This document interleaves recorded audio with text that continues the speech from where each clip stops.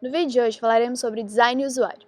No processo de design de um produto, uma das partes mais importantes é o entendimento do problema. Para isso, é importante que se conheça o usuário, mas afinal, o que é usuário? São pessoas que utilizam o produto sempre, ocasionalmente ou que são afetadas pelo seu uso. Um exemplo, a pessoa que comprou uma máquina de café e a utiliza sempre é o primeiro tipo de usuário. O segundo tipo são as pessoas que utilizam o produto ocasionalmente.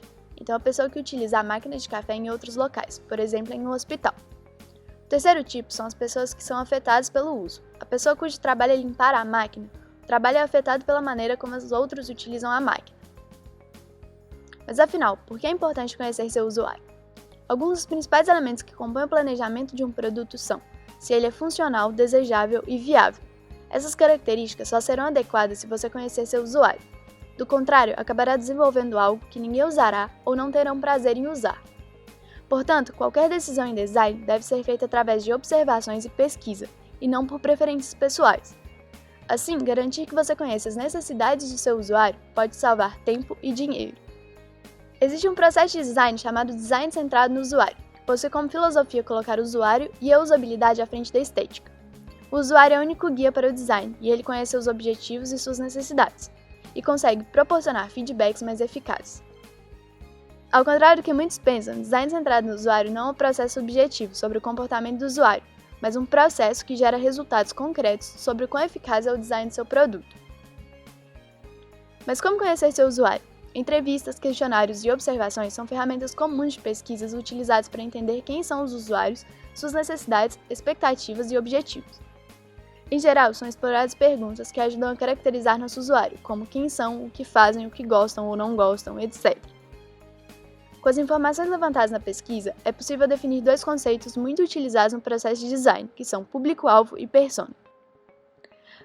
Público-alvo é uma fatia da sociedade para a qual seu serviço ou produto pode ser útil. Para a caracterização, podem ser utilizados aspectos socioeconômicos, comportamentais ou demográficos, como sexo, idade, educação, poder aquisitivo, classe social, localização, hábitos de consumo, dentre outros. Um exemplo de público-alvo é mulheres na faixa etária de 20 a 40 anos, com formação superior, pertencentes à classe média, que moram na região sudeste e usam transporte por aplicativos. Podemos levar em consideração que dentro do grupo definido pelo público-alvo existem ainda algumas variações de perfis de usuário. Assim, podemos utilizar persona, que é uma representação mais detalhada, na qual cria-se perfis semi-fictícios de clientes ideais. A ideia é humanizar os dados pesquisados com o intuito de facilitar ou promover a empatia dos desenvolvedores com a persona. Para criar uma persona, não basta apenas definir os aspectos descritos em público-alvo, é preciso entender também as características mais subjetivas. Alguns aspectos de persona são nome, sonhos e desejos, dificuldades que enfrentam no cotidiano, desafios, frustrações, hobbies, quais mídias consomem, quem são seus ídolos, quais são suas crenças, entre outros. Um exemplo de persona seria Maria, 25 anos, formada em matemática, trabalha como professora recebendo 5 salários mínimos, é solteira e mora em Santos. Gosta de fazer longas caminhadas na praia e sair à noite.